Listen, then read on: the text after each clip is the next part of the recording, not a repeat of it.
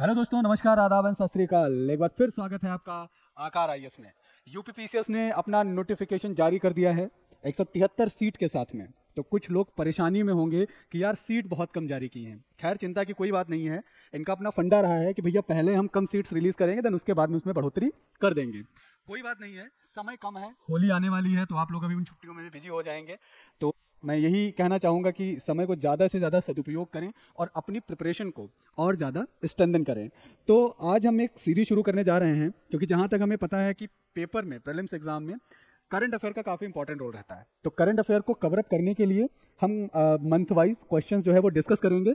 और आज से सितंबर महीने के जो क्वेश्चंस हैं, हम वो कुछ क्वेश्चन लेकर आए हैं, तो उन क्वेश्चंस पर नज़र डालेंगे। और ये जो क्वेश्चंस होंगे ये आपके एग्जाम के पॉइंट ऑफ व्यू से काफ़ी इंपॉर्टेंट होने वाले हैं। तो देर नहीं करनी है, तैयारी शुरू करनी है। और तैयारी को शुरू करने से पहले एक बात और कहना चाहूँगा कि सफ़र में धूप तो होगी, जो चल सको तो चलो, सभी हैं भीड़ में तुम भी, निकल सको तो चलो, और राहें सबके लिए कहाँ बदलती हैं, तुम अपने आप को खुद ही बदल सको तो चलो। तो चलिए शुरू करते हैं अपने आप को बदलने की एक प्रक्रिया, और तैयारी करते हैं अपने करंट अफेयर वाले पोर्शन की।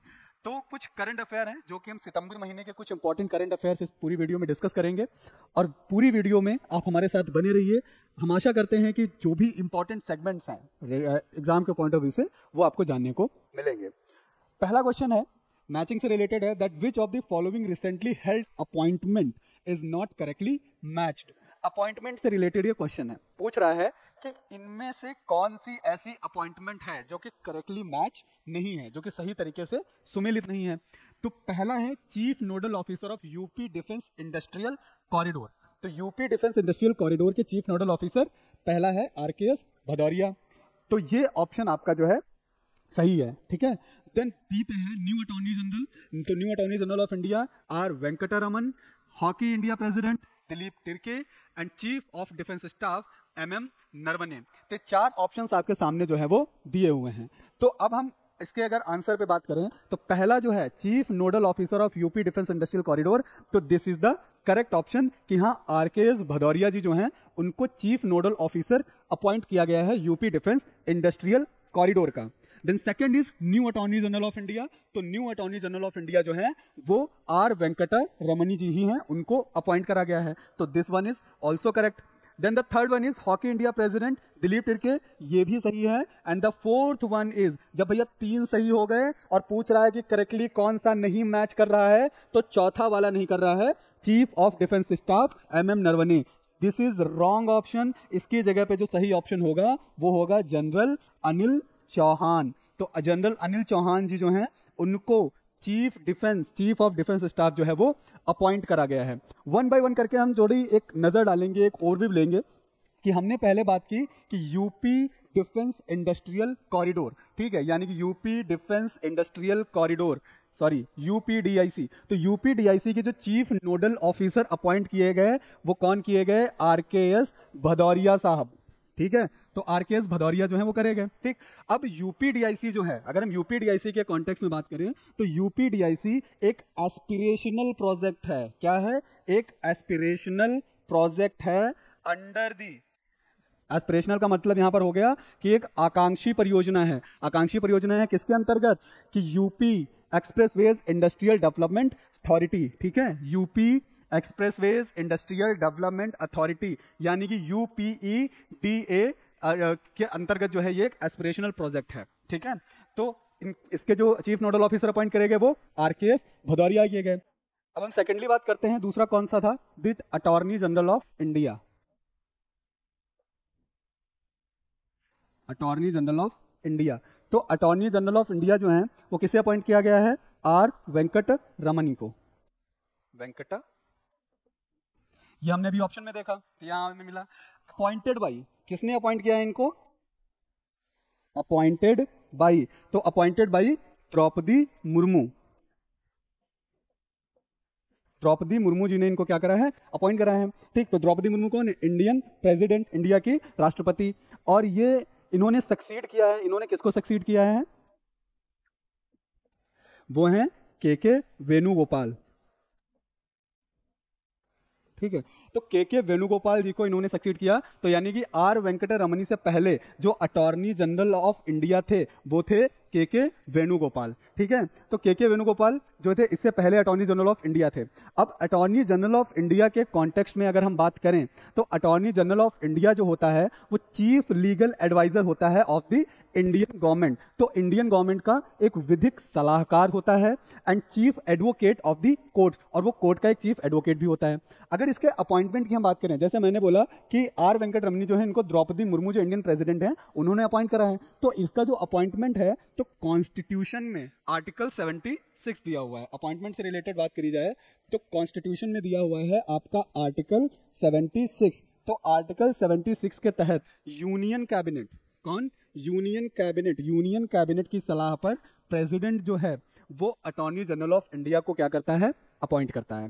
ठीक है, तो और इसका जो टेन्योर होता है वो प्रेसिडेंट की यानी कि राष्ट्रपति की इच्छा तक वो अपने पद को धारण कर सकता है। तो अटॉर्नी जनरल ऑफ इंडिया के बारे में जो मोटी मोटी बातें आपको ध्यान में रखनी है वो ये है कि appointed by the president of India, कि भारत का राष्ट्रपति उसको अपॉइंट तो करेगा लेकिन उसमें यूनियन कैबिनेट की सलाह जरूरी है। अंडर द इंडियन कॉन्स्टिट्यूशन 76 यानी कि संविधान के 76 अनुच्छेद के अंतर्गत कौन अपॉइंट किया जाएगा? Attorney general of India appoint किया जाएगा। किसके द्वारा? प्रेसिडेंट के द्वारा। और अपने पद को धारित करेगा राष्ट्रपति की इच्छा तक। जब तक राष्ट्रपति चाहेगा तब तक उसका वचन, उसका शासन होगा। ठीक है, तो ये चीजें इसमें जो करनी है।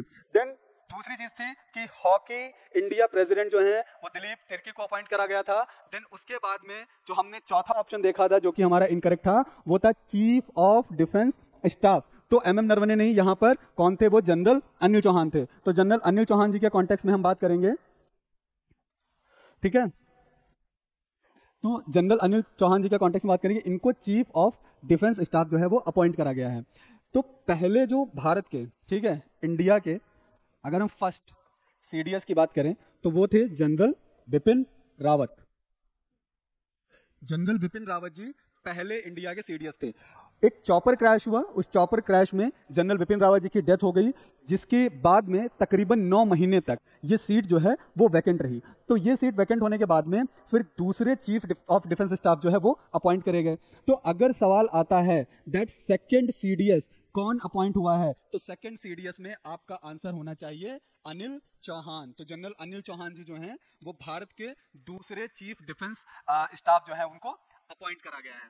चलिए अगले क्वेश्चन पे बात करते हैं। अगला क्वेश्चन है that operation London bridge is related to. जो ऑपरेशन लंदन ब्रिज है वो किससे रिलेटेड है? The first one is cremation of queen Elizabeth, pollution control measures, biodiversity conservation measures and attracting FDI to UK. 4 options हैं। 4 option में जो आपका पहला सही ऑप्शन है वो ये है कि क्रिमेशन ऑफ क्वीन एलिजाबेथ।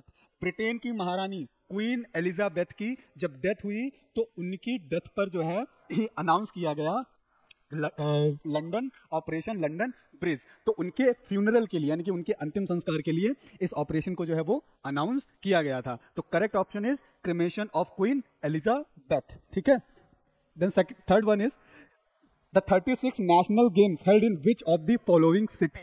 तो 36वां जो राष्ट्रीय खेल हैं उनका आयोजन कहाँ किया गया? तो 36वें राष्ट्रीय खेल का आयोजन अहमदाबाद, पुणे, पंचकुला और भोपाल। ये 4 ऑप्शन है। 4 ऑप्शन में से सबसे सही ऑप्शन आपका जो है वो है अहमदाबाद। तो गुजरात में, अहमदाबाद कहाँ है? गुजरात में है। तो गुजरात के अहमदाबाद में 36वें राष्ट्रीय खेलों का आयोजन यानी कि नेशनल गेम्स का आयोजन जो है वो किया गया।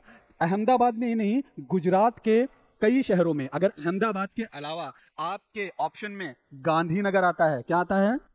गांधीनगर आता है, तो भी आपका ऑप्शन सही होगा। ठीक, गांधीनगर के साथ में गुजरात, वडोदरा, राजकोट, भावनगर, कौन कौन से? गुजरात, वडोदरा, भावनगर। ठीक है, गुजरात, वडोदरा, भावनगर और एक आता है आपका सूरत। इन 6 जगहों पर जो है वो आयोजन आपका, सॉरी गुजरात में, गुजरात तो यार स्टेट ही हो गया। ठीक, तो इन जगहों पर अगर ऑप्शन में अहमदाबाद नहीं है, गांधीनगर है, तब भी ऑप्शन आपका सही होगा। अगर वडोदरा है तो भी ऑप्शन सही होगा, भावनगर है, यानी कि इन 5 शहरों में से कोई भी एक ऑप्शन में आता है, so it will be the correct option, तो वो आपको लगा, आप अपना करेक्ट ऑप्शन लगा सकते हो। अगर हम मैस्कट की बात करें तो 36वें राष्ट्रीय जो खेल हुआ, इसका जो मैस्कट रखा गया, यानी कि जो शुभांकर, मैस्कट को हिंदी में क्या बोलेंगे, शुभांकर, वो कौन था, वो था सावज। कौन था, सावज। सावज बेसिकली क्या है, एक एशियाटिक लाइन है, यानी कि एक एशियाई शेर है, ठीक है।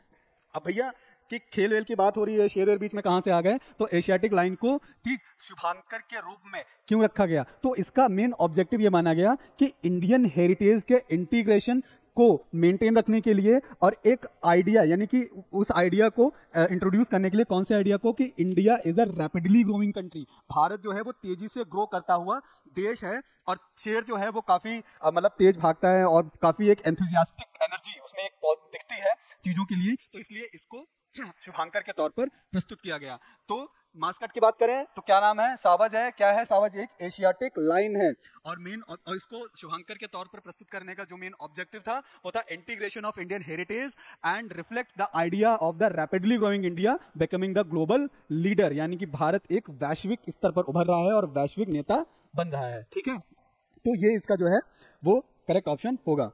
चौथे क्वेश्चन पे बात करते हैं, that which of the following app launch to monitor ground level ground water tables across the country, कौन सा एप्लीकेशन लॉन्च किया गया है जो कि ग्राउंड वाटर टेबल्स को मॉनिटर करेगा, पूरे देश में, पूरी कंट्री में जो ग्राउंड वाटर टेबल्स हैं उनको मॉनिटर करेगा। पहला है मेघ, दूसरा जलदूत, तीसरा वर्षा एंड चौथा पानी। ए बी सी डी में जो आपका करेक्ट ऑप्शन होगा वो है जलदूत। तो जलदूत एप्लीकेशन लॉन्च किया गया है जिसके द्वारा क्या होगा कि वो पूरी कंट्री में, अक्रॉस द कंट्री, जो भी वाटर ग्राउंड वाटर टेबल्स हैं उनको मॉनिटर करने का काम करेगा। और ये जलदूत एप्लीकेशन जो है इसको डेवलप किया है union ministry of rural development and Panchayati Raj ने। तो अगर हम इसके डेवलप की बात करें, so developed by union ministry of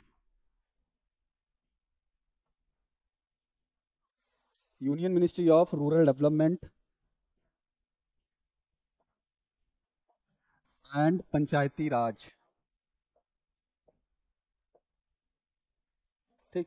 तो union ministry of rural development and Panchayati Raj दोनों के सहयोग से जो है इस एप्लीकेशन को डेवलप किया गया है। इसके ऑब्जेक्टिव की बात करें तो जलदूत एप्लीकेशन का जो मेन ऑब्जेक्टिव है, जो मुख्य उद्देश्य है, वो ये है कि ये ग्राउंड वाटर टेबल्स को क्या करेगा, मॉनिटर करेगा। और इस एप्लीकेशन के तहत जो वाटर लेवल है, ठीक है, उसमें क्या किया जाएगा कि पर्टिकुलर गांव के 2-3 कुओं, यानी कि जो वेल्स हैं उनको आइडेंटिफाई किया जाएगा हर एक गांव में, और उन ओपन वेल्स, यानी कि जो खुले कुएं हैं, उन कुएं में साल में 2 बार पानी की जो पानी है उसको मेजर किया जाएगा। तो पहला जो मेजर किया जाएगा वो किया जाएगा प्री मॉनसून, यानी कि जब मॉनसून आता है तो मॉनसून आने से पहले पानी की गुणवत्ता को मापा जाएगा इस एप्लीकेशन के थ्रू। और वो जो टाइम होगा वो होगा 1 मई से लेकर के आपका 31 मई तक। देन उसके बाद में जब दूसरी बार, यानी कि हमने बोला कि ट्वाइस इन अ ईयर, यानी कि साल में 2 बार पानी की गुणवत्ता की मेजरमेंट इस एप्लीकेशन के थ्रू करी जाएगी। तो पहली तो प्री मानसून 1 मई से 31 मई, दूसरा होगा आपका पोस्ट मानसून, ठीक है। कौन सा होगा, पोस्ट मानसून। और पोस्ट मानसून की जो गुणवत्ता मापी जाएगी वो होगा अक्टूबर 1 से अक्टूबर 31, 1 अक्टूबर से 31 अक्टूबर, ठीक है। तो ये एप्लीकेशन पूरी तरीके से प्रॉपर्ली वर्क करेगा। तो पानी की गुणवत्ता को मापने के लिए इस एप्लीकेशन को लॉन्च किया गया है। तो एक बार फिर से नजर डालते हैं, that which of the following laws monitor ground water tables को पूरी कंट्री में मॉनिटर करने के लिए जलदूत एप्लीकेशन लॉन्च किया गया है। It is developed by the, किसने विकसित किया है तो union ministry of rural development and Panchayati Raj विभाग। तो इन लोगों ने मिलकर के इस एप्लीकेशन को डेवलप किया है। ये एप्लीकेशन पानी के जो ग्राउंड वाटर टेबल्स हैं उनको मेजर करेगा, कैसे, हर गांव के 2-3 खुले कुओं के माध्यम से। और इनकी जो वाटर टेबल्स की जो मेजरमेंट होगी वो 2 बार होगी साल में, एक बार प्री मानसून से पहले और दूसरी पोस्ट मानसून यानी कि मानसून के बाद में, ठीक है। अगला क्वेश्चन है दैट पीएम प्रणाम स्कीम इज रिलेटेड टू, प्रणाम, नमस्कार, ये सारी चीजें, तो वो वाला प्रणाम नहीं है। ये प्रणाम है कि ये जो स्कीम योजना है, तो योजना जो है वो किससे संबंधित है, the promotion of alternate nutrients for agriculture management, rejuvenation of heritage sites, pensions for old age, social security scheme. इन 4 में से जो करेक्ट ऑप्शन आपका है पीएम प्रणाम से संबंधित वो है promotion of alternate nutrients for agriculture management, यानी कि खेती को मैनेज करने के लिए, प्रबंधित करने के लिए उसके जो अल्टरनेट न्यूट्रिएंट्स हैं, ठीक है, उनको क्या करना, प्रमोट करना। ठीक, तो ये पीएम प्रणाम जो स्कीम है इसका मोटिव है, संबंधित है। और इसके मोटिव की और हम बात करें कि यानी कि अगर पीएम प्रणाम से संबंधित एक स्टेटमेंट आपका ये आ जाता है क्वेश्चन में, that to reduce the chemical fertiliser, ठीक है, यानी कि जो रासायनिक उर्वरक हैं, तो रासायनिक उर्वरक को कम करने से संबंधित जो है ये आपका स्कीम जो है वो काम करती है। ठीक है, तो एक ऑप्शन आपका अगर ये आता है तो ये भी हम करेक्ट कर सकते हैं। तो पीएम प्रणाम संबंधित है promotion of alternate nutrients for agriculture management, और इसका जो ऑब्जेक्टिव है वो ये है that to reduce the chemical fertiliser, यानी कि जो रासायनिक उर्वरक है, रासायनिक उर्वरकों का जो यूज है, जो प्रयोग है, उसको कम करना। India is shifting towards the organic farming, हम एक ऑर्गेनिक फार्मिंग की तरफ बढ़ रहे हैं। तो अब केमिकल जो फर्टिलाइजर्स हैं उनको यूज कम किया जाए, और जब केमिकल फर्टिलाइजर्स का यूज कम होगा तो गवर्नमेंट का जो सब्सिडी बर्डन है ऑन दी फर्टिलाइजर्स वो भी क्या होगा, रिड्यूस होगा और कम होगा। तो ये चीज है पीएम प्रणाम से संबंधित। देन अगला क्वेश्चन है 6th edition of naval exercise JIMEX, छठी नेवल एक्सरसाइज जिमेक्स किसके बीच में, इंडिया एंड जापान के बीच में, कमेंस्ड इन। तो छठी नेवल एक्सरसाइज जिमेक्स जो है इंडिया जापान के बीच में कहां आयोजित हुई, South China Sea, Arabian Sea, Bay of Bengal, Sea of Okhotsk. ठीक है, तो इसमें जो करेक्ट ऑप्शन आपका होगा that is Bay of Bengal, Bengal की खाड़ी में इंडिया और जापान के बीच में जो जिमेक्स नेवल एक्सरसाइज है, मैरीटाइम एक्सरसाइज, वो कहां करी गई, बे ऑफ बंगाल में, कि बंगाल की खाड़ी में। इसके ऑब्जेक्टिव की बात करें तो क्या है, ब्रिजेस ऑफ फ्रेंडशिप, ठीक है, ब्रिजेस ऑफ फ्रेंडशिप यानी कि दोस्ती के बीच में एक सेतु का निर्माण करना। This is the objective of this naval exercise. और यह एक्सरसाइज इंपॉर्टेंट भी है, दो पॉइंट ऑफ व्यू से, दो सेगमेंट से ये एक्सरसाइज इंपॉर्टेंट है। पहली ये कि भैया इंडिया और जापान जो है, क्वाड, ठीक है, क्वाड नेशन के क्या हो गए हैं सदस्य, इनका इन्वॉल्वमेंट क्वाड नेशंस में हो गया है। Then the second thing is that 70 years has been completed of the diplomatic relation, हमारे जो डिप्लोमेटिक रिलेशन थे भारत और जापान के बाद साथ में, उनको तकरीबन 70 साल पूरे हो चुके हैं। तो इन दो पॉइंट ऑफ व्यू से भी ये नेवल एक्सरसाइज जो है वो इंपॉर्टेंट है। तो जिमेक्स एक्सरसाइज जो छठी नेवल एक्सरसाइज है कहां पर कमेंस हुई है, बे ऑफ बंगाल यानी कि बंगाल की खाड़ी में। ठीक है, तो इसका ये करेक्ट ऑप्शन आपका हो गया।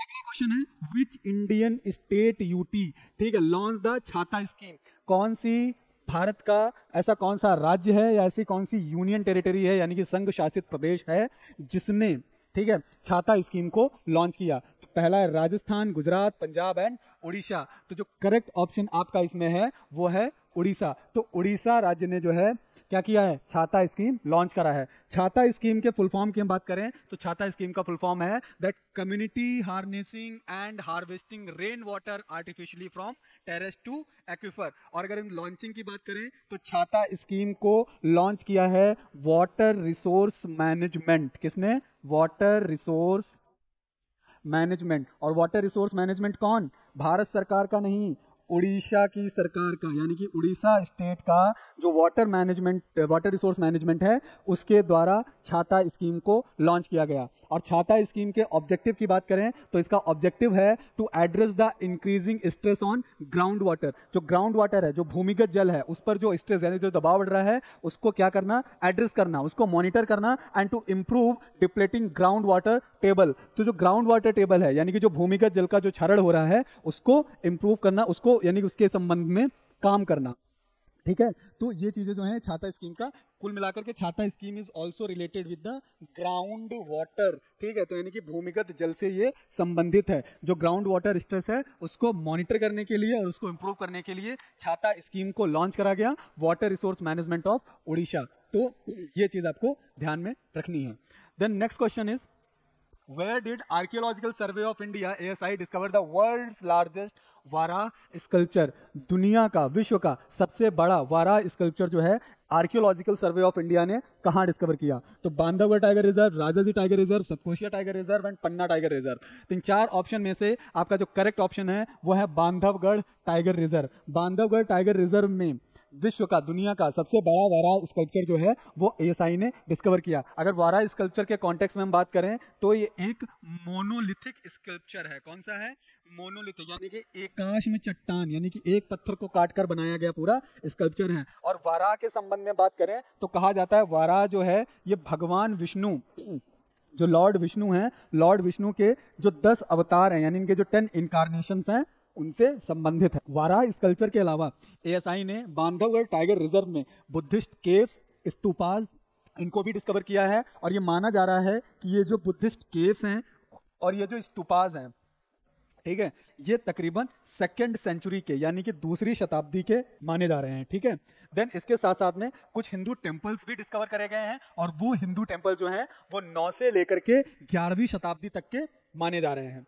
ठीक है, तो ये एएसआई की डिस्कवरी जो है वो बांधवगढ़ टाइगर रिजर्व में है। तो क्वेश्चन बेसिकली वारा स्कल्पचर से रिलेटेड आएगा। तो वारा स्कल्पचर से रिलेटेड अगर बात होती है तो दुनिया का सबसे बड़ा वारा स्कल्पचर कहाँ मिला है? बांधवगढ़ टाइगर रिजर्व में खोजा गया है। और किसके द्वारा खोजा गया? Archaeological survey of India, ASI के द्वारा खोजा गया है। ठीक है, the next question is India's first, पहला, भारत का पहला डुगोंग कंजर्वेशन रिजर्व कहाँ नोटिफाई किया गया? तो भारत का पहला डुगोंग कंजर्वेशन रिजर्व नोटिफाई कहाँ किया गया? आंध्र प्रदेश, केरला, तमिलनाडु, अंडमान एंड निकोबार।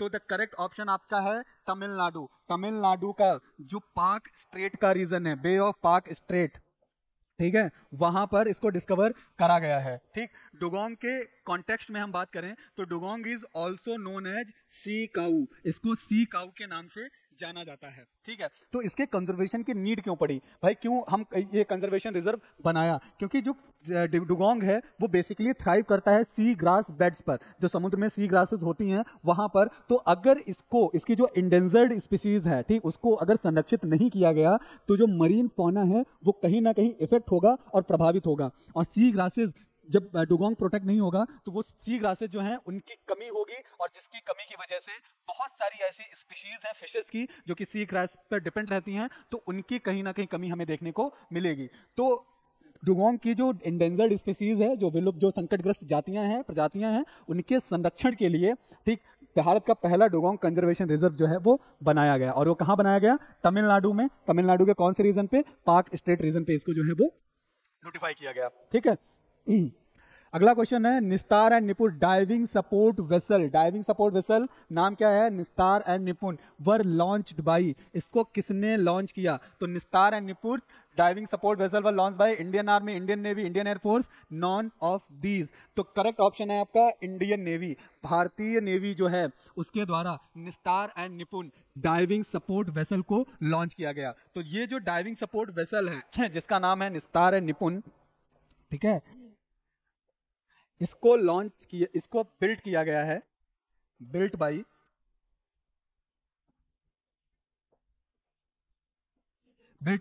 ठीक है, Hindustan shipyard limited. Hindustan shipyard limited,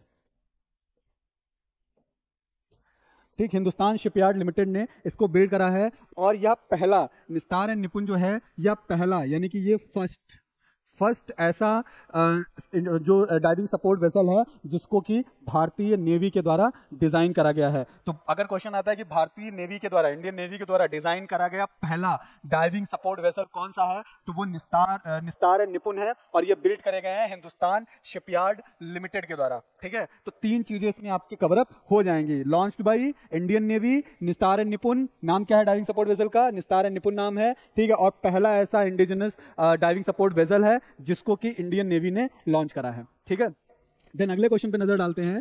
that central government formed 5 member committee, Bharat सरकार ने 5 सदस्यीय कमिटी का गठन किया। Review marketing practices of pharma firms under the chairmanship of, जो फार्मा फर्म्स हैं, जो फार्मास्यूटिकल कंपनीज हैं, तो फार्मास्यूटिकल कंपनीज को मॉनिटर करने के लिए भारत सरकार ने 5 सदस्यीय टीम का गठन किया है। तो उसके चेयरमैन की बात कर रहा है कि उसके चेयरमैन कौन है? तो doctor Shivam Singhal sir, doctor Randeep Guleria, V K Saraswat, doctor V K Paul, तो इसमें जो करेक्ट ऑप्शन आपका है वो है डॉक्टर वीके पॉल। और डॉक्टर वीके पॉल के संदर्भ में बात करें तो डॉक्टर वीके पॉल साहब जो हैं वो नीति आयोग के भी मेंबर हैं। तो नीति आयोग के क्या हैं, मेंबर हैं डॉक्टर वीके पॉल। और नीति आयोग में जो हेल्थ डिपार्टमेंट है, ठीक है, तो उसके उसके ये मेंबर हैं। तो इनको इनका इस 5 सदस्यीय टीम कमेटी का जो है वो चेयरमैन अपॉइंट करा गया है। अब ये 5 सदस्यीय कमेटी जो है वो बनाई आखिर क्यों गई, तो इस कमेटी का जो मेन ऑब्जेक्टिव होगा वो ये होगा कि consider a legal enforceable mechanism, ठीक है, for regulating the marketing practices of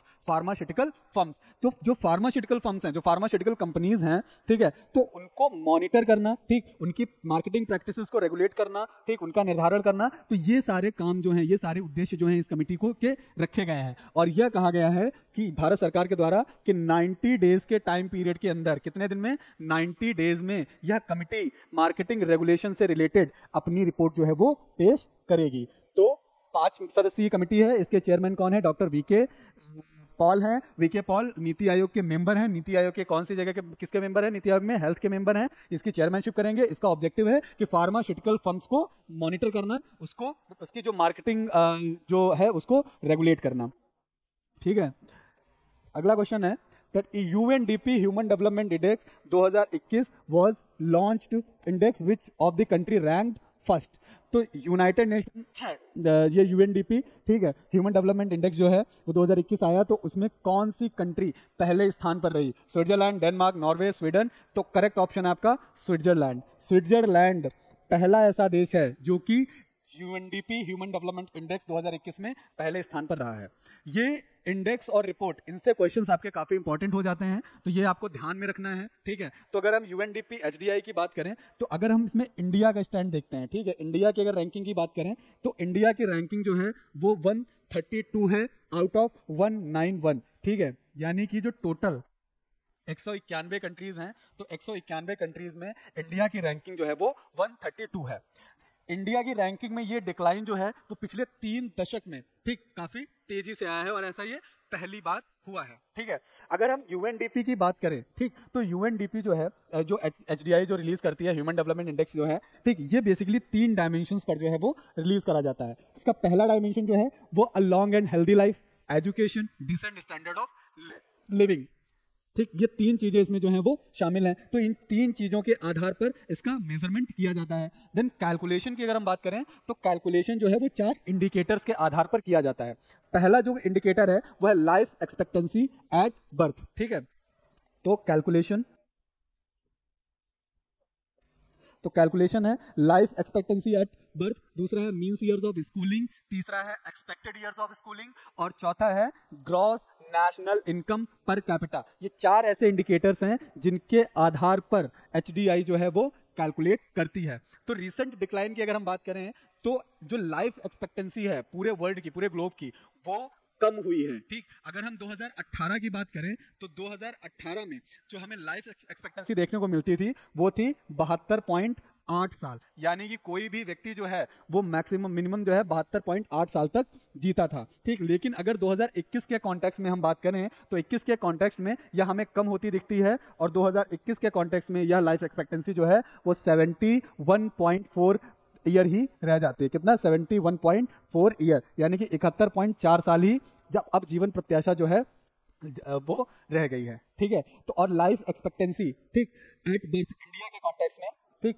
हम यहाँ पे इंडिया का देख लेते हैं, इंडिया का क्योंकि हमारे लिए इंपॉर्टेंट है, एग्जाम में इंडिया पूछ सकता है, ठीक है। तो इंडिया के कॉन्टेक्स्ट में जो लाइफ एक्सपेक्टेंसी है वो 70.7 साल थी पहले, जो कि अब हो गई है, पहले कितनी थी, 70.7 ईयर्स, अब 60, अब हो गई है 67.2 ईयर्स, ठीक है। तो पहले जो जीवन प्रत्याशा की आयु थी वो 70.7 साल थी, अब वो घट करके हो गई है 67.2 साल। एक्सपेक्टेड ईयर्स ऑफ स्कूलिंग की बात करें तो एक्सपेक्टेड ईयर्स ऑफ स्कूलिंग है 11.9 साल, यानी कि 11.9 साल में हम एक्सपेक्ट करते हैं कि बच्चा जो स्कूल जाने लगेगा। मीन्स ऑफ स्कूलिंग ईयर जो है वो 6.7 साल है, मीन्स ऑफ स्कूलिंग ईयर 6.7 साल। और पर GNI per capita, gross national income per capita की बात करें तो वह $6,590 जो है वो पर कैपिटा इनकम जो आपको मिल जाती है, ठीक। अगर और यहाँ पर यूएनडीपी ह्यूमन डेवलपमेंट इंडेक्स में जो पहला रैंक आया है वो स्विट्जरलैंड का आया है। तो स्विट्जरलैंड की जो स्कोर है वो है 0.961। तो 0.961 स्कोर के साथ में स्विट्जरलैंड पहले स्थान पर बना हुआ है। ठीक, नॉर्वे का 0.961 है। स्विट्जरलैंड के बाद में दूसरे नंबर पर नॉर्वे है और तीसरे नंबर पर है आइसलैंड। तो नॉर्वे का जो स्कोर है वो है 0.961 और आइसलैंड का जो स्कोर है वो है 0.959। ठीक है, तो ये चीजें हैं यूएनडीपी एचसीआई के द्वारा। और यूएनडीपी जो ह्यूमन डेवलपमेंट इंडेक्स है वो यूएनडीपी के द्वारा क्या किया जाता है, उसके द्वारा रिलीज किया जाता है। ठीक है, अगला क्वेश्चन है, India first bio village has been set up. Bharat का पहला बायो विलेज जो है वो जैव ग्राम जो है कहाँ सेटअप किया गया।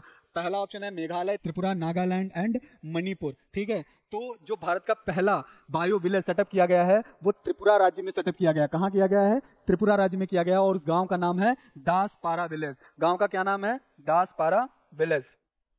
ठीक है, तो त्रिपुरा में विलेज है दासपारा विलेज। तो पहला ऐसा बायो विलेज जो है वो सेटअप किया गया है त्रिपुरा स्टेट में। ठीक है, इसको डेवलप किया है स्टेट गवर्नमेंट ने। तो यहाँ पर भैया केंद्र सरकार का कोई हस्तक्षेप नहीं है, इसको राज्य सरकार के द्वारा ही गठित किया गया है एंड रिकॉग्नाइज्ड। और इसका जो मेन ऑब्जेक्टिव होगा वो ये होगा कि जो हमारा सस्टेनेबल डेवलपमेंट गोल्स हैं, जो हमारे सतत विकास लक्ष्य हैं, उनकी प्राप्ति करना। ठीक है, अच्छी से अच्छी प्रैक्टिसेस करके। ठीक है, तो इसका मेन ये ऑब्जेक्टिव माना गया है। ठीक, अगला क्वेश्चन है, the first state in India to start encyclopaedia on tribal communities. जो ट्राइबल कम्युनिटीज है, जो जनजातीय समुदाय हैं, तो जनजातीय समुदायों के लिए पहला ऐसा कौन सा राज्य है, पहला ऐसा कौन सा राज्य है जिसने एनसाइक्लोपीडिया स्टार्ट किया है। कहाँ, भारत में। तो भारत में ऐसा पहला कौन सा राज्य है, तो पहला है उड़ीसा, अरुणाचल प्रदेश, सिक्किम, असम। और करेक्ट ऑप्शन आपका आ जाएगा उड़ीसा। तो उड़ीसा ने जो है, ठीक है, एनसाइक्लोपीडिया लॉन्च करा, स्टार्ट करा है ट्राइबल कम्युनिटीज के लिए। और इस एनसाइक्लोपीडिया को लॉन्च किया गया है schedule caste and schedule tribes research and training institute के द्वारा। तो SC and ST schedule caste and schedule tribes research and training institute. ठीक है, तो इसके द्वारा जो है एनसाइक्लोपीडिया को लॉन्च किया गया है। पहला राज्य कौन सा है, उड़ीसा पहला राज्य है। तो उड़ीसा राज्य के द्वारा, और इसके थ्रू क्या होगा कि भैया ट्राइबल कम्युनिटीज की, उनकी कल्चर्स, उनकी ट्रेडिशंस के बारे में लोग क्या करें, जाने। ठीक है, तो ये जो है इसको लॉन्च किया गया। अगला क्वेश्चन है, the world rhino day is celebrated on. World rhino day यानी कि विश्व गैंडा दिवस कब मनाया जाता है। 22 सितंबर, 23 सितंबर, 24 सितंबर और 25 सितंबर। तो करेक्ट ऑप्शन है 22 सितंबर। 22 सितंबर को वर्ल्ड राइनो डे मनाया जाता है।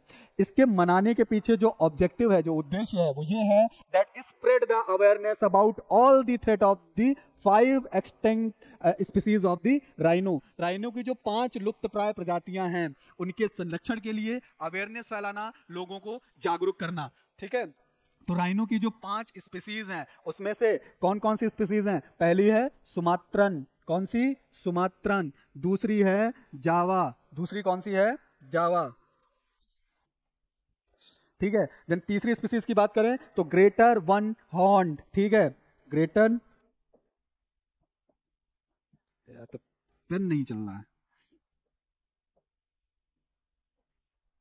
यानी कि एक सींग वाला जो हमारा गैंडा होता है उसकी बात करी जा रही है। ठीक है, एंड चौथी प्रजाति जो है वो है आपकी ब्लैक, और 5वीं प्रजाति जो है वो है व्हाइट राइनो। ठीक है, तो एक हो गया आपका ब्लैक राइनो और एक हो गया आपका व्हाइट राइनो। ठीक है, तो इनके कंजर्वेशन, इनके प्रोटेक्शन की बात करने के लिए, इनके प्रोटेक्शन के अवेयरनेस के लिए हर साल 22 सितंबर को विश्व rhino day, world rhino day मनाया जाता है। तो इस बार जो 22 सितंबर को 2022 में जो राइनो डे मनाया गया, उसकी थीम की बात करें तो भैया उसकी थीम यही कहती है कि ये जो 5 एक्सटेंट स्पीसीज हैं राइनो की, इनको बचाना। तो 5 राइनो स्पीसीज फॉर एवर, क्या रखा गया है, 5 राइनो,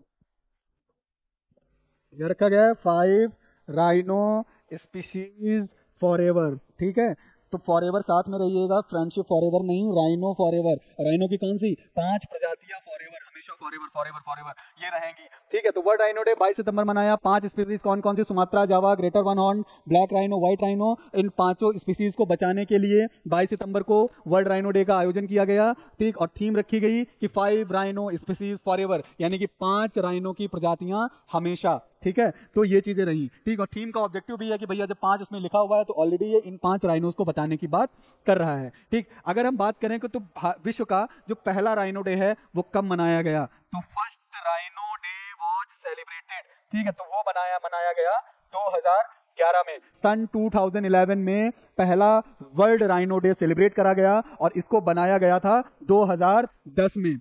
2010 में मेड करा गया, हमने तैयारी करी, पूरी तरीके से प्रिपरेशन करी कि भैया हम 2011 से उसको मनाना शुरू करेंगे, और 2011 से लेके ऑनवर्ड हम वर्ल्ड राइनो डे मना रहे हैं टू अवेयर द पीपल, कि भैया हम लोगों को अवेयर करें कि राइनो हमारे लिए काफी इंपॉर्टेंट है, ठीक है। और प्रॉब्लम भी है राइनोज के साथ में पोचिंग से रिलेटेड, ठीक है। इसका जो एक जो क्या बोलते हैं कि ग्रेटन वन हॉर्न राइनो है, इसका जो एक सींग होता है उसके मार्केट में काफी ज्यादा डिमांड रहती है, तो उसकी वजह से इनकी पोचिंग होती है, डिफॉरेस्टेशन जैसी प्रॉब्लम जो है, जिनकी वजह से राइनो का आवास स्थल यानी कि हैबिटेट जो है वो इफेक्ट हो रहा है, ठीक है। तो इस तरीके की चीजों से बचाने के लिए ये वर्ल्ड राइनो डे मनाया जाता है, ठीक। अगर हम इंडिया के कॉन्टेक्स्ट में बात करें तो इंडिया के कॉन्टेक्स्ट में तकरीबन 90% वन हॉर्न राइनो पॉपुलेशन, यानी कि जो एक सींग वाला जो गैंडा होता है उसकी 90% पॉपुलेशन तकरीबन जो है वो असम में मिलती है। कहाँ मिलती है, वो मिलती है असम में। भैया थीम यहां से हम हटा दे रहे हैं, ठीक है। वो कहाँ मिलेगी, वो मिलेगी असम में, और असम में कहाँ पे, काजीरंगा नेशनल पार्क। तो काजीरंगा नेशनल पार्क कहाँ है, काजीरंगा नेशनल पार्क है असम में। तो असम के काजीरंगा नेशनल पार्क में 90% वन हॉर्न एक सिंगीय गैंडे की ज्यादातर पॉपुलेशन है, ठीक है, वो मिलती है, ठीक। अगर इस क्वेश्चन में ये आ जाता है कि कहाँ है तो काजीरंगा ध्यान में रखिएगा। बाकी 22 सितंबर को हम मनाते हैं, पहला हमने मनाया था 2011 में, तैयारी शुरू करी थी 2010 में, और इस बार जो थीम रखी गई है 5 राइनोज फॉरएवर, कि 5 राइनो हमेशा हमारे साथ में रहेंगे, और उन 5 राइनो की स्पीसीज की जो बात करी गई है वो कौन कौन से हैं, Sumatran, Java, Grattan one horn, white rhino and black rhino, ठीक है। अगला क्वेश्चन है, world rabies day is celebrated on, कि विश्व रैबीज दिवस कब मनाया जाता है। रैबीज वही वाला जब कहते हैं ना कुत्ता काट लिया, क्या हो गया भैया, रैबीज तो नहीं हो गए, 14 इंजेक्शन लगवाओ जाकर के। तो अब तो सुनने में आया कि एक ही लगता होगा जहां तक, खैर जो भी हो वो मुद्दा अलग है। तो हम पहले ये देखेंगे कि वर्ल्ड रैबीज डे कब मनाया जाता है, 26 सितंबर, 27 सितंबर, 28 सितंबर या फिर 29 सितंबर। तो करेक्ट ऑप्शन है आपका कि भैया 28 सितंबर को हम मनाते हैं वर्ल्ड रैबीज डे। तो वर्ल्ड रैबीज डे कब मनाया जाता है, 28 सितंबर को। और इस दिन ट्रिब्यूट दिया जाता है, क्या दिया जाता है, ट्रिब्यूट दिया जाता है। किसको ट्रिब्यूट दिया जाता है, लुईस पास्चर को ट्रिब्यूट दिया जाता है, ठीक है, LOUIS, ठीक है। नाम याद रखो, नाम ना याद रहे तो स्पेलिंग याद रखो, लेकिन कुछ ना कुछ याद रखो, हो सकता है कि भैया ये एग्जाम में आ जाए, ठीक। तो इनको हम क्यों, इनके भाई ट्रिब्यूट क्यों देते हैं, क्योंकि he was the first inventor, जिन्होंने क्या करा था, जिन्होंने रैबीज वैक्सीन बनाई थी, ठीक है। जिन्होंने क्या करा था, पहली बार रैबीज वैक्सीन को इन्वेंट किया था पूरी दुनिया में। तो इसी वजह से हम इनको क्या देते हैं, इस दिन ट्रिब्यूट देते हैं। और इस बार की जो वर्ल्ड रैबीज डे सेलिब्रेट किया गया था, उस वर्ल्ड रैबीज डे की जो थीम रखी गई थी वो रखी गई थी one health zero death, one health and zero death, यानी कि एक स्वास्थ्य और जीरो मृत्यु, कि हम भैया स्वस्थ चित्त रहेंगे तो हम मरेंगे नहीं, हम अमर हो जाएंगे, अजर हो जाएंगे। तो इस भूल में मत रहिए, ठीक है। मरना एक दिन सभी को है, लेकिन कोई बात नहीं है भैया, कुत्तों से ना मरे वही ज्यादा बेहतर है। तो थीम यही है, that one health zero death, ठीक है। तो वर्ल्ड रैबीज डे 26 सितंबर मनाएंगे। ट्रिब्यूट किसको देंगे, लुई पास्चर को। क्यों देंगे, क्योंकि भैया इन्होंने रैबीज वैक्सीन जो है वो इन्वेंट करी थी। थीम क्या रखी गई इस बार की, थीम रखी गई वन हेल्थ जीरो डेथ। तो ये चीज जो है आपको याद रखनी है, और ये जो थीम है ये एम्फेसाइज करती है between connection between the environment, people and animal, यानी कि जो लोग हैं, ठीक, पीपल हैं, जो एनवायरमेंट है, जो पर्यावरण है, और जो जानवर हैं, इन तीनों के बीच में सामंजस्य बना रहे, कनेक्शन बना रहे, ठीक है। तो मेनली इस थीम का ये एक मुद्दा यहाँ पर देखने को मिलता है, ठीक।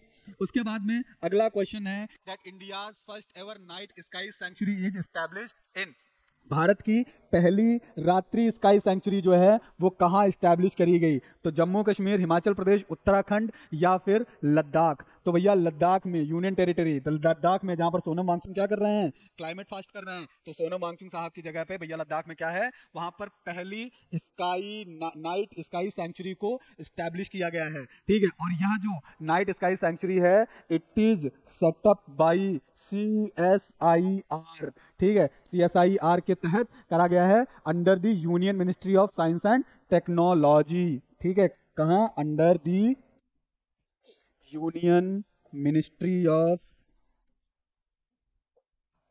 Science and tech, GS paper 3, ठीक है। तो under the union ministry of science and tech के अंतर्गत सीएसआईआर ने, ठीक है, इसको क्या करा है, सेटअप किया है। पहली नाइट स्काई सेंचुरी कहाँ, लद्दाख में, setup by the C S I R under the union ministry of science and technology, ठीक है। अगला क्वेश्चन देखते हैं। The next question is India's first intranasal vaccine against covid infection is. तो कोविड इन्फेक्शन के अगेंस्ट, ठीक, भारत की पहली इंट्रानेजल वैक्सीन जो है वो कौन सी है। इंपॉर्टेंट हो सकता है क्योंकि पहला पहला पहला जहां आ रहा है वो इंपॉर्टेंट हो जा रहा है, क्योंकि पहला पहला प्यार भी इंपॉर्टेंट होता है। तो जो भी चीजें पहली पहली बार होती हैं इंपॉर्टेंट होती हैं और यादगार होती हैं। तो यहाँ पे जो है पहला पहला जो भी है वो सारा कुछ सारा यादगार बना के जाइएगा, ठीक है। तो पहला है सिनोवैक, दूसरा है कोवैक्सीन, तीसरा है कोवैक्स एंड डी है इनकोवैक। तो भैया डी वाला ही सही है, इनकोवैक, ठीक है। तो इसको जो है पहला इंट्रानेजल वैक्सीन जो है कोविड इन्फेक्शन से बचने के लिए वो जो है भारत में आया, ठीक, नाम याद रखिए। देन अगला क्वेश्चन है which of the following statement is are correct about PM Shri. तो पीएम श्री के संबंध में इनमें से कौन सा ऑप्शन सही है। पहला है PM schools for rising India is the full form of PM Shri. तो पीएम श्री का फुल फॉर्म है PM schools for rising India, ठीक। तो ये करेक्ट ऑप्शन अपना है भाई कि हाँ इसका फुल फॉर्म यही है। दूसरा है that PM Shri is funded by central government. तो सेंट्रल गवर्नमेंट इसके लिए फंड दे रही है, सेंट्रली स्पॉन्सर्ड स्कीम है, ठीक, ये भी करेक्ट है आपका। Under it as many as 14,500 schools across states and union territories will be redeveloped। क्या होगा, इनको पुनर्विकसित किए जाएंगे to reflect the key features of the NEP 2020। जो न्यू एजुकेशन पॉलिसी है, तो न्यू एजुकेशन पॉलिसी 2020 के तहत रीडेवलप किए जाएंगे कई सारे स्कूल, जिसमें केवीएस भी है, केंद्रीय विद्यालय भी हैं। तो 14,500 स्कूल्स जो है पूरे स्टेट में, यूनियन टेरिटरीज में, लोकल बॉडीज में जो केवीएस हैं, एनवीएस हैं, उनको रीडेवलप किया जाएगा। और मोर देन 20 लाख यानी कि 20 लाख से तकरीबन ज्यादा बच्चे जो हैं वो इससे लाभान्वित होंगे, ऐसा एक्सपेक्ट किया जा रहा है। तो पीएम श्री स्कूल्स इंपॉर्टेंट है, ठीक है। तो तीनों चीजें इसके अंदर है। अगर फुल फॉर्म से रिलेटेड क्वेश्चन आता है तो I hope that you can attempt it, ठीक है। तो PM school for rising India is the full form है, ठीक है। सेंट्रल गवर्नमेंट यानी कि completely fully central sponsored scheme है। और 14,500 ये नंबर जरूर याद रखिएगा, ठीक है। यानी कि 14,500 स्कूल जो हैं across the state, union territory, local bodies के तहत जो है उनको रीडेवलप किया जाएगा अकॉर्डिंग टू द एनईपी यानी कि न्यू एजुकेशन पॉलिसी 2020 के तहत, ठीक है। फिर है the PM Shri will act as laboratory for new education policy. तो न्यू एजुकेशन पॉलिसी के लिए लेबोरेटरी की तरह काम करेगी, तो इट इज ऑल्सो करेक्ट। तो हमारा डी ऑप्शन सही हो जाएगा, 1, 2, 3 एंड 4, ठीक है। अगला क्वेश्चन है new Indian naval ensign is inspired by. जो भारतीय नेवी है, भारतीय नेवी का जो लोगो है, जो उसका एनसाइन है, ठीक है, वो किससे इंस्पायर है। तो पहला है छत्रपति शिवाजी महाराज, दूसरा है राजेंद्र प्रथम, कनिष्का, समुद्रगुप्त। तो करेक्ट ऑप्शन है आपका छत्रपति शिवाजी महाराज, द मराठा एम्परर। मराठा साम्राज्य के जो बहुत अच्छे, बहुत बड़े एम्परर रहे, ठीक है, वो कौन थे, छत्रपति शिवाजी महाराज। तो उनसे इंस्पायर होकर के इंडियन नेवल असाइन जो है वो बनाया गया है, ठीक है। तो अच्छा, ये जो एनसाइन है इसको अनवील किया था प्राइम मिनिस्टर नरेंद्र मोदी जी ने, कब, जब आईएनएस विक्रांत, जो हमारा आईएनएस विक्रांत है, कौन, आईएनएस विक्रांत, आईएनएस विक्रांत की जब कमीशनिंग हुई थी, आईएनएस विक्रांत की कमीशनिंग हुई कहां, कोच्चि में, ठीक है। तब जो है पीएम मोदी ने इस एनसाइन को अनवील किया था, ठीक है। अगर हम इस एनसाइन की बात करें, ठीक है, तो इस पूरे एनसाइन में, ठीक, राइट साइड पे यानी कि पूरा इस तरीके से है, यहां पर अपर बॉटम में क्या है, इंडियन फ्लैग है, ठीक, एक इंडियन फ्लैग है। देन उसके बाद में एक ऑक्टागोनल शेप में, ठीक है, ऑक्टागोनल शेप में एक अंदर जो है बना हुआ है जिसमें कि नेवी का मोटो लिखा हुआ है, ठीक है। और जो ऑक्टागोनल शेप है ये 8 डायरेक्शंस को इंडिकेट करता है, यानी कि 8 दिशाओं को इंडिकेट करता है, ठीक। हालांकि दिशाएं 4 होती हैं, लेकिन 8 दिशाएं अगर हम मिला लें, जैसे कि नॉर्थ वेस्ट हो गया, नॉर्थ ईस्ट हो गया, साउथ ईस्ट, ऐसे करके, तो 8 दिशाएं उसमें आ जाती हैं जो कि नेवी से इंस्पायर्ड है, ठीक है। तो उसको इंडिकेट करता है, ठीक है।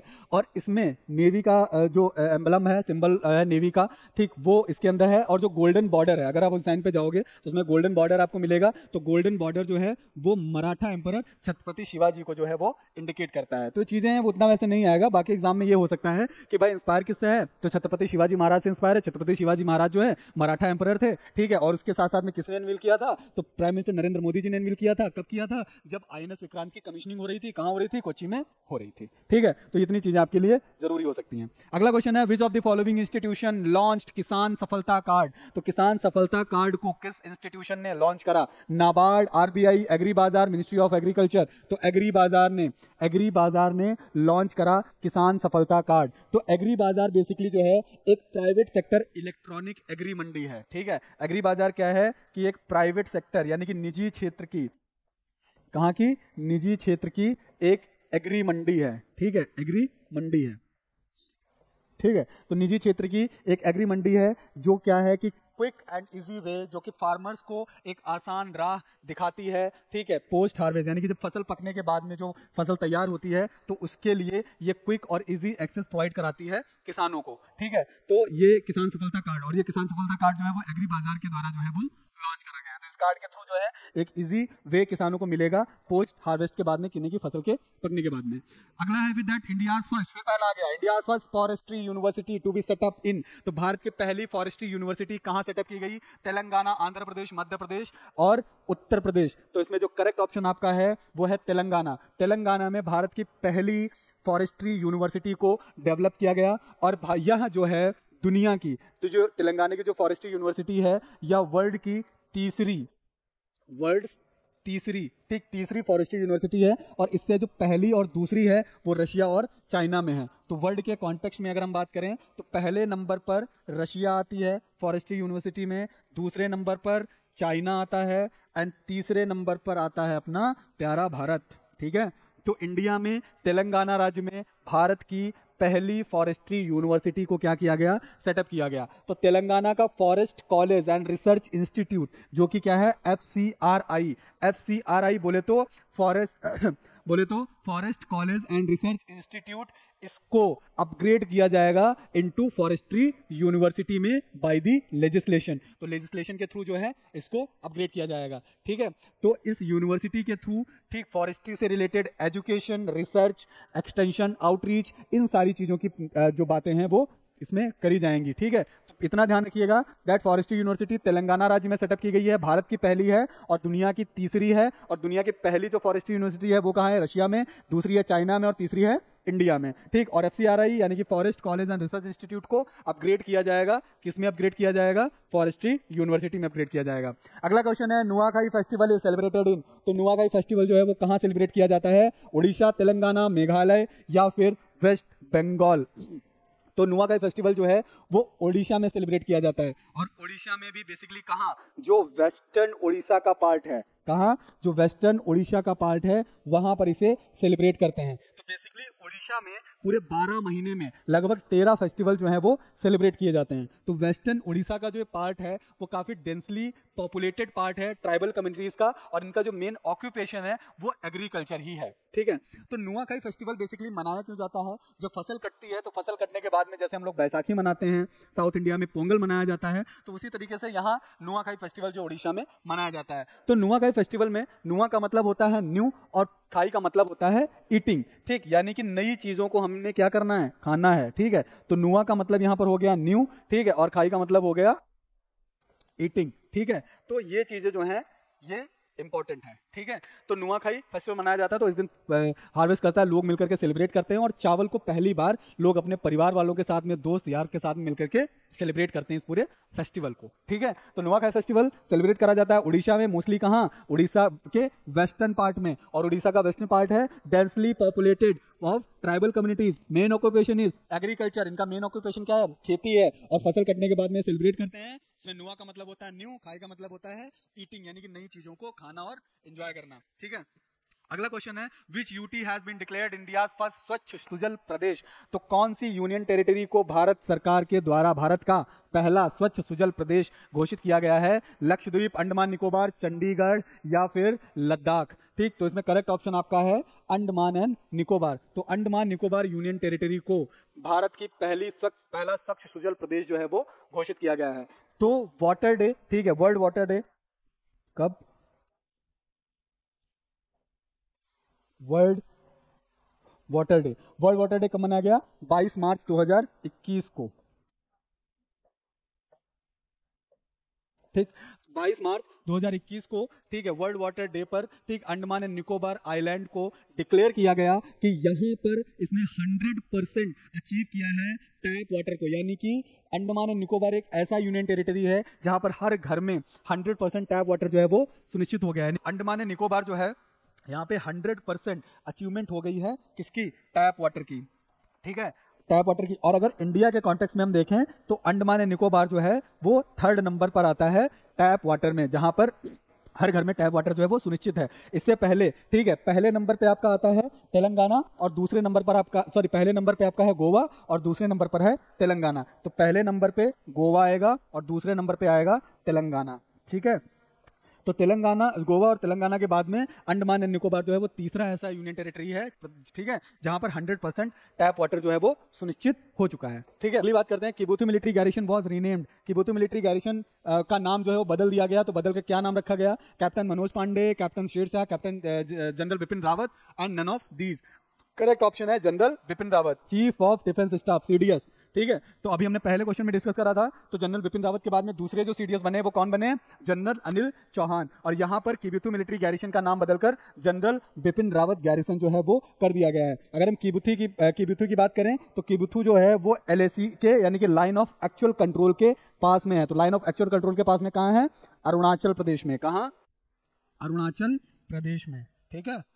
तो किबुथु मिलिट्री गैरिसन का नाम बदलकर क्या कर दिया गया, general Bipin Rawat military garrison इसका नाम बदल के कर दिया गया। The doctrine of essentiality is often used by the court in relation to which of the following articles of the Indian constitution. तो ज्यादातर कोर्ट जो है इस टाइम पे डॉक्ट्रिन ऑफ एसेंशियलिटी की बात करती है। तो ये जो डॉक्ट्रिन ऑफ एसेंशियलिटी है ये भारतीय संविधान के किस अनुच्छेद के तहत उपबंधित है। तो पहला आर्टिकल है 14, 19, 21, 25।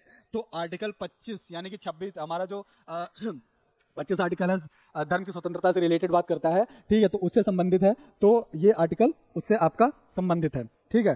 तो डॉक्ट्रिन ऑफ एसेंशियलिटी से रिलेटेड क्वेश्चन आता है तो हम इस चीज को अपना कर सकते हो। और ये जो डॉक्ट्रिन ऑफ एसेंशियलिटी है इसका सुप्रीम कोर्ट ने पहली बार जो यूज किया था वो शिरूर मुट केस में करा था, ठीक है। इतना आप जो है वो सिरुर मुट केस में पहली बार, ठीक है, डॉक्ट्रिन ऑफ एसेंशियलिटी का यूज करा गया था अंडर द आर्टिकल 25, ये आपका आता है, ठीक है। तो ये बेसिकली आपकी एसेंशियल और नॉन एसेंशियल रिलीजियस प्रैक्टिसेस की बात करता है। और यह डॉक्ट्रिन जो है used to decide the matters of santhara, ठीक है। तो जो मैटर्स हुए, ठीक, जैसे संथारा मैटर हुआ उससे रिलेटेड इस डॉक्ट्रिन का यूज किया गया कोर्ट के द्वारा, ठीक है। सबरीमाला टेम्पल में विमेन की जो एंट्री है उसको जो बैन करा गया उससे रिलेटेड जो है इसको यूज करा गया। तो डॉक्ट्रिन ऑफ एसेंशियलिटी जो है तो इंडियन कॉन्स्टिट्यूशन के आर्टिकल जो है आर्टिकल 25 से संबंधित है, ठीक। अगला क्वेश्चन है that world dairy summit held in, world dairy summit जो है वो कहां मनाई गई। तो वर्ल्ड डेयरी समिट मनाई गई नोएडा, इंदौर, पानीपत या फिर वाराणसी। तो नोएडा में वर्ल्ड डेयरी समिट का आयोजन जो है वो किया गया, ठीक है। और वर्ल्ड डेयरी समिट की इस बार की जो थीम रही वो रही dairy for nutrition and livelihood. Theme important है, ठीक है, dairy for nutrition and livelihood, ठीक है। तो dairy for nutrition and livelihood इस जो वर्ल्ड समिट मनाई गई उसका ये थीम था। पीएम ने, प्रधानमंत्री नरेंद्र मोदी जी ने इनॉग्रेट किया इंटरनेशनल डेयरी फेडरेशन को इंडिया में, ठीक है। और कहां पर, एक्सपो सेंटर, जो हमारा इंडिया एक्सपो सेंटर है, ठीक है, अब वो ग्रेटर नोएडा में, वहां पर पीएम नरेंद्र मोदी जी के द्वारा इसको इनॉग्रेट किया गया। तो international dairy federation world dairy summit जो है वो एनुअल मीटिंग होती है ग्लोबल डेयरी सेक्टर के रिगार्डिंग, ठीक है। और लास्ट समिट, ठीक, तो वर्ल्ड डेयरी इसकी जो लास्ट समिट हुई थी वो हुई थी 1974 में। तो 1974 में इसकी लास्ट समिट हुई थी। और अगर हम डेयरी स्टेटस की बात करें, ठीक है, तो डेयरी स्टेटस में जो इंडिया है वो पहला मिल्क प्रोडक्शन में पहला कंट्रीब्यूटर है, ठीक। तो तकरीबन 23% इंडिया जो है वो मिल्क का प्रोडक्शन करता है ग्लोबली, पूरे विश्व में, ठीक है। और यूएस, चाइना, पाकिस्तान और ब्राजील, ठीक है, इसमें इसका नाम है। और अगर इंडिया के हम टॉप 5 मिल्क प्रोड्यूसर स्टेट की बात करें तो उसमें पहले नंबर पे आता है मिल्क प्रोड्यूसर में यूपी लगभग 14.9% मिल्क प्रोडक्शन करता है। कितना करता है, 14.9% मिल्क का प्रोडक्शन यूपी के द्वारा होता है। राजस्थान आता है उसके बाद में, राजस्थान तकरीबन 14.6% मिल्क प्रोडक्शन करता है, एमपी 8.6%, 14.6%, फिर उसके बाद में एमपी यानी कि मध्य प्रदेश, ठीक है, 8.6%, ठीक, उसके बाद में फिर गुजरात 7.6%, फिर क्या है, गुजरात है, गुजरात जो कि क्या है 7.6%, ठीक है, फिर आंध्र प्रदेश 7.0%, आंध्र प्रदेश 7.0%, ठीक है। तो टॉप 5 स्टेट्स हैं इंडिया के जो कि टॉप प्रोड्यूसर हैं मिल्क के। इंडिया जो है ग्लोबली 23% प्रोडक्शन करता है मिल्क का, और इंडिया में 5 state, UP 14.9%, Rajasthan 14.6%, MP 8.6%, Gujarat 7.6% और आंध्र प्रदेश 7.0%। ये 5 टॉप स्टेट हैं इंडिया के जो कि टॉप मिल्क प्रोड्यूसर हैं, ठीक है। अगला है save the whale initiative launched by which state, ठीक, व्हेल इनिशिएटिव को व्हेल को बचाने के लिए जो इनिशिएटिव है वो किस स्टेट के थ्रू लॉन्च करा गया? Kerala, Karnataka and Lakshadweep, Tamil Nadu, Maharashtra and Gujarat, Tamil Nadu, Hyderabad and Orissa, Hyderabad, Orissa and West Bengal, ठीक है। तो इस कैंपेन को, ठीक, लॉन्च करा किसने? Wild life trust India, wild life trust India ने इसको लॉन्च करा कर्नाटका, केरला और लक्षद्वीप में। कहाँ? केरल, कर्नाटक और लक्षद्वीप में, केरल, कर्नाटक और लक्षद्वीप में, ठीक है। वाइल्ड लाइफ ट्रस्ट जो है इंडिया का, ठीक है, उसके द्वारा इसको लॉन्च किया गया, ठीक। Nikshay 2.0 initiative is related to, तो निक्षय 2.0 इनिशिएटिव किससे रिलेटेड है? मलेरिया, डेंगू, टीबी या फिर टाइफाइड, तो ट्यूबरक्लोसिस यानी कि टीबी से रिलेटेड है आपका निक्षय, ठीक है। तो प्रेसिडेंट ने जो है टीबी, पीएम टीबी मुक्त भारत अभियान की शुरुआत करी और इसको अनाउंस किया गया निक्षय पोर्टल को 2005 में, ठीक है, टीबी से निजात पाने के लिए। तो निक्षय 2.0 इनिशिएटिव जो है वो टीबी से आपका रिलेटेड है, ठीक है।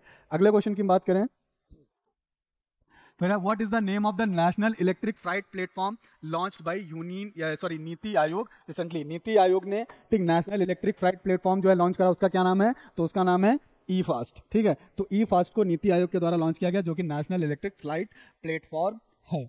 तो आज हमने तकरीबन 30 क्वेश्चन जो हैं वो सितंबर मंथ 2022 के डिस्कस किए हैं। बाकी आगे और भी क्वेश्चन सब साथ में डिस्कस करते रहेंगे क्योंकि टाइम कम है, ठीक है। और इस कम टाइम में मैक्सिमम आउटपुट कितना हम लोग दे सकते हैं ये हमें खुद डिसाइड करना है। चलिए फिर मिलते हैं आगे की सीरीज में, तब तक के लिए धन्यवाद। स्वस्थ रहें, मस्त रहें और अपनी तैयारी को अच्छे से करते रहें।